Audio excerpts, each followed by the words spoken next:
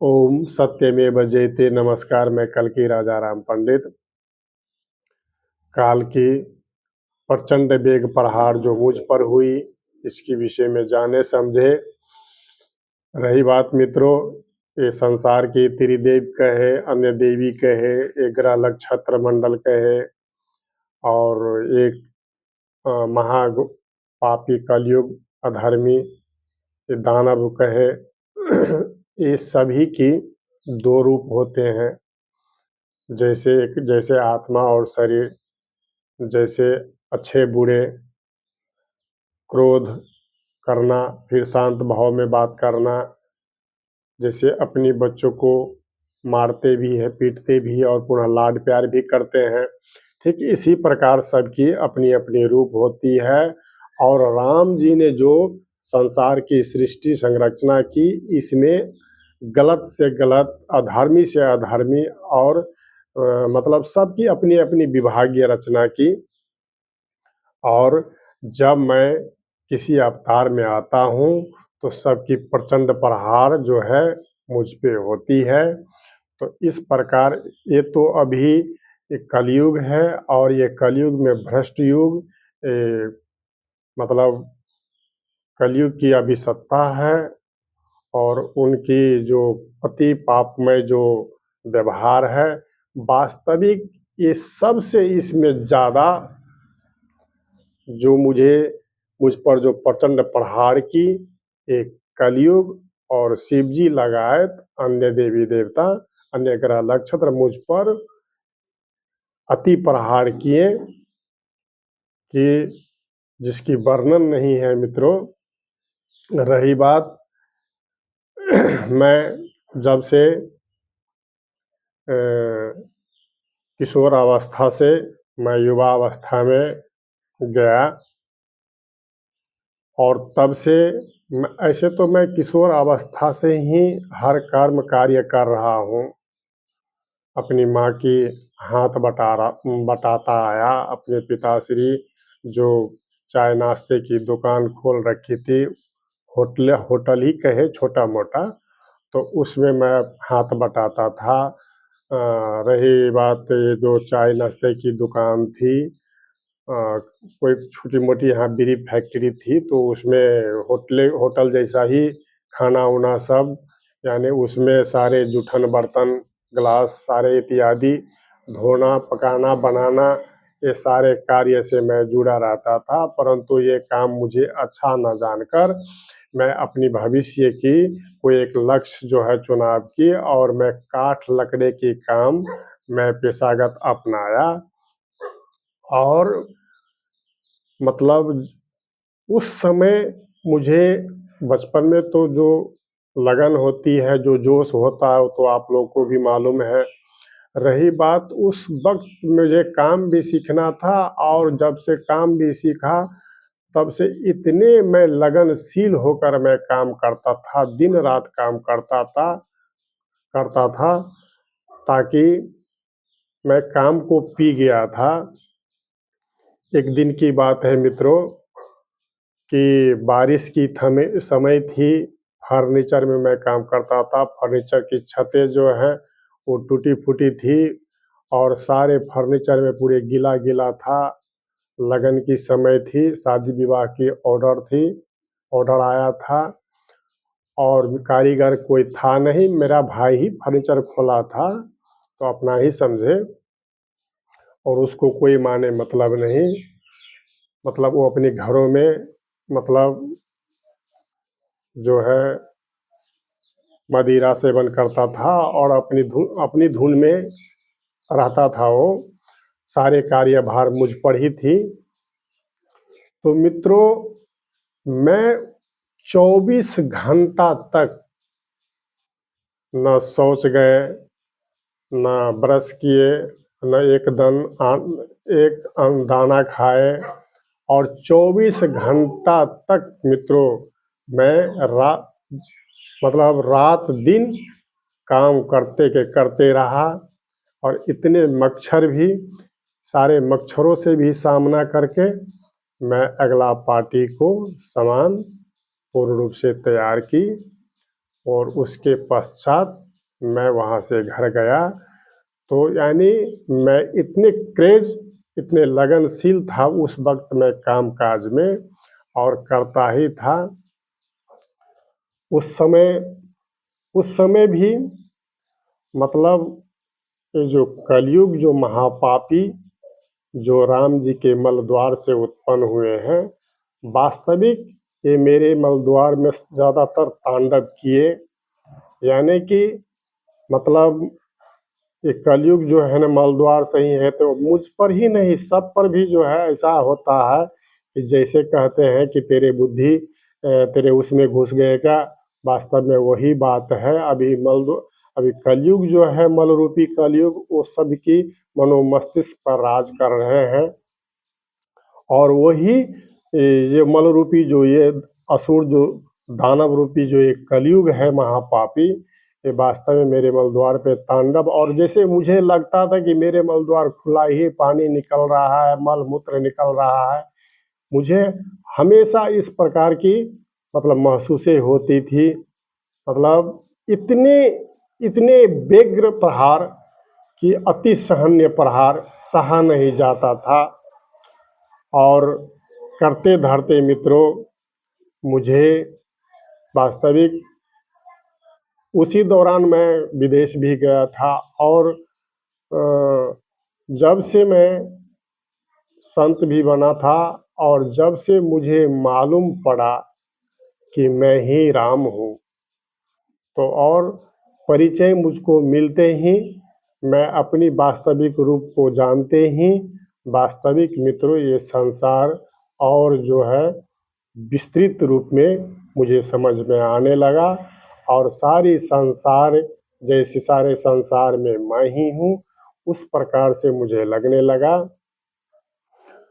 तो इस प्रकार होते हुए और जब मालूम ही है आपको मित्रों जो अपनी विषय में मैं क्या हूँ, कौन हूँ, जब तक मालूम नहीं रहता है तब तक ये सांसारिक, ये लोकाचारी बातों से उलझे रहते हैं, खरे कार्यों से लगनशील जुड़े रहते हैं। अगर कोई व्यक्ति मतलब पूर्व काल में ये हो, वो हो, अगर चाहे राजा महाराजा हो, अगर उसको अगर सर्वविदित हो जाए, मालूम हो जाए, सारी बात ज्ञात हो जाए, तो कतई वास्तविक उसको काम-काज प्रति जो है दिल नहीं लगेगा, चेष्टा नहीं जाएगा। वो संसार के प्रति उनकी मन जो है रमने लगता है। वास्तविक अपनी वह दिन की याद में कल्पना करने लगता है। इसके कारण मित्रों जब से मुझे अपनी परिचय मुझे ज्ञात हुई तब से ये काम-काज प्रति मेरा चेष्टा थोड़ा कम हो गया, थोड़ा ही नहीं बहुत। यानी कि उस दिन से मुझे काम-काज करने का मन ही नहीं करता था और रही बात ये गरीबी, हाँ, लाख करे चौतराई विधि के लिखा मिटा न जाए।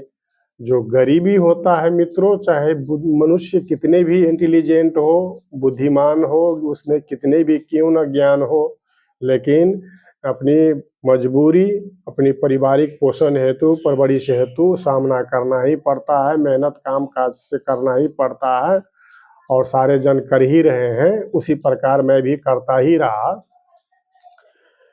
करते-धरते मित्रों उस समय मतलब काल की इतने वेग मतलब अपनी चाप बढ़ा दी मुझ पे, इतने प्रहार, हाँ, ताकि पहले तो मैं अज्ञान रूप से था, अब तो मैं ज्ञान रूप से हूँ।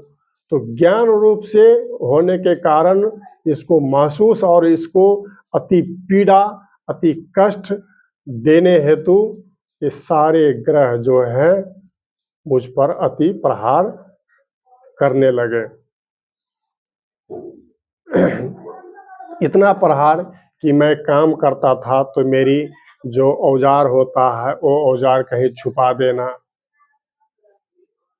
मतलब मैं किसी वस्तु को, किसी सामान भी अगर खरीदने जाता था तो अपनी जनते अच्छा सामान खरीदता था, परंतु वह सामान जो है गलत सामान, डुप्लीकेट सामान मेरे नसीब में आता था अगर मुझे किसी से बात करनी है, हाँ, तो विपरीत बात होती थी।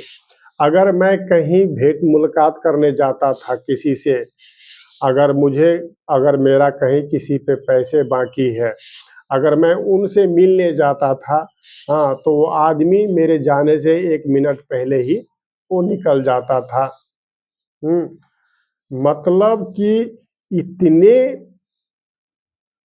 ऐसे तो कही नहीं जाती है, बहुत बहुत कष्ट। हुँ, और रही बात मित्रों, ये मतलब खाना में भी, मतलब भोजन सामग्री में भी मल दिखाए, भगवान की जो प्रसाद उसमें भी मल दिखाए, मतलब ये जो अन्य नारियों में भी आंगिक चेष्टा, अन्य पुरुषों में भी आंगिक चेष्टा, यानी माया की अति छल रूप। वो माया भी मेरे ही रूप धारण करके मन की आंखों से ऐसे मैं देखता था, दिखाते थे वो लोग। मन की आंखों से सारी बात दिखती है, जैसे नेगेटिव और पॉजिटिव होता है, जैसे आत्मा और शरीर होता है, उसी प्रकार आत्मा नहीं दिखती है, शरीर तो दिखता है। ठीक इसी प्रकार माया की जो ये नेत्र है, ये मन की आँख है जो है, उससे सारे भूतों की तरह दिखती है और स्पष्ट नहीं दिखता, और शरीर स्पष्ट दिखता है। ठीक इसी प्रकार माया मेरे ही रूप लेकर अन्य क्रीड़ाएँ करती थी। यानी कोई अगर बच्ची हो, जवान हो या बूढ़ी हो, स्त्रीजन, तो उनको मतलब, अब गहरी बात क्या कहें कि जब ये मैं देखता था, मेरी ध्यान उस पे जाता था, तो उनसे मतलब क्रीड़ाएँ करने लगते थे। जब कोई पुरुष मेरे सामने होता था, तो पुरुष बनकर ही उनसे क्रीड़ा करने लगते थे। कहीं संग में घूमने जाता था, तो उनकी जो है ना ऐसा जो है लिंग अथवा मतलब पकड़ लेते थे। और ये सब मुझे इसलिए दिखाया जाता था मित्रों, इसलिए इतना जो है क्रीड़ा करता था मुझ पर, कि ताकि मैं वह पाप की अनुसरण कर लूँ और मैं अपनी अस्तित्व गवा बैठूँ, मैं अपनी संसार उजाड़ लूँ, कि मैं अपनी मर्दानगी नष्ट कर लूँ। इस कारण हेतु मित्रों, ये सारे ग्रह काल की चाप, अति प्रचंड प्रहार मुझ पे होती रही, और मैं ये ज्ञान से, और ज्ञान रूपी तलवार ही कहें, उससे मैं सहन करता रहा, मतलब सामना करता रहा। और एक दिन की बात है मित्रों, जब ये मैं भोजन सामग्री और ये भगवान की प्रसाद में भी जो मल मूत्र मैं जो देख रहा था, चारों तरफ मल ही मल, हाँ, मुझे जीने पर बाध्य हो गए थे हम, असहनीय हो गया था, मुँह से हँसी भी नहीं आ रही थी, मुझ पर हँसने की पर भी पाबंदी लगाया गया था। हाँ, तो एक दिन की बात है, जब मेरी ये जो मानसिक मतलब पूरा ग्रसित हो गया, पूरी की पूरी मानसिक तनाव, तो मैं सोचा एक दिन कि मैं अपनी असलियत संसार को बता देता हूँ, फ़ोन करके, कि मैं ही राम हूँ, मुझ पर ऐसा-ऐसा हो रहा है। ताकि मैं ये सोचा कि मैं उनको फ़ोन करके बताऊँगा, तो हो सकता है ये कल्कि अवतार की खोज हो रही है भारतवर्ष में।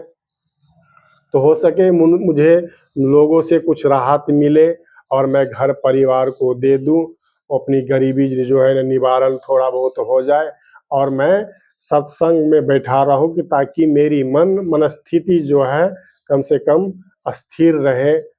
और ये वास्तविक मित्रों, ये विधि की लिखा हो नहीं सका। जैसे ही मैं उनमें फ़ोन किया उस अजनबी नंबर में, तो वास्तविक भगवान की वाली टोन, जो मोबाइल की जो टोन होती है, धुन होती है, वो सुनाई दी, तो मुझे लगा कि ये भगवान का ही भक्त है। परंतु जैसे ही मैं अपना परिचय दिया तो उसने कहा कि भाई ये तो तुम्हारा रॉन्ग नंबर है, और मुँह उसने रख दी। मैं पुनः मतलब जैसे पुष्प मुरझाते हैं, मैं मुरझा जैसी गया। और तब जाके जो है वो कली कहे या कोई दूसरे मतलब काल कहे, वो मेरी कानों में स्पष्ट आके ये बोलता है कि प्रभु जी क्यों अतरा गए, घबरा गए, अभी इतने जल्दी घबरा गए।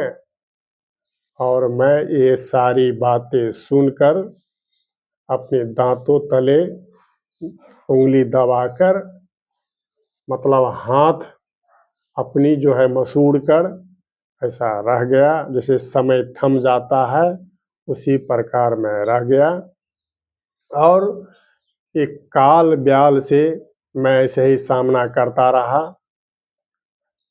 और करते धरते इतना ही नहीं कि मेरा जो बच्चे हैं, मेरा जो पोते हैं, हाँ, अगर मेरे हाथों कोई अगर कोदाल अगर होता था, अगर कोई ऐसे हथियार, फर्नीचरों में भी तो बहुत हथियार है, ऐसे जो घास काटने का जो मतलब उसको हाँसू कहा जाता है हमारी भाषा में, अगर वह चाहे या तलवार हो या कुछ भी हो, अगर मैं कोई हथियार मेरे घर में होती थी और मैं देख लेता था, तो मित्रों कुछ दिन तक ऐसा भी चला कि मैं अपने ही बच्चों को काट रहा हूँ।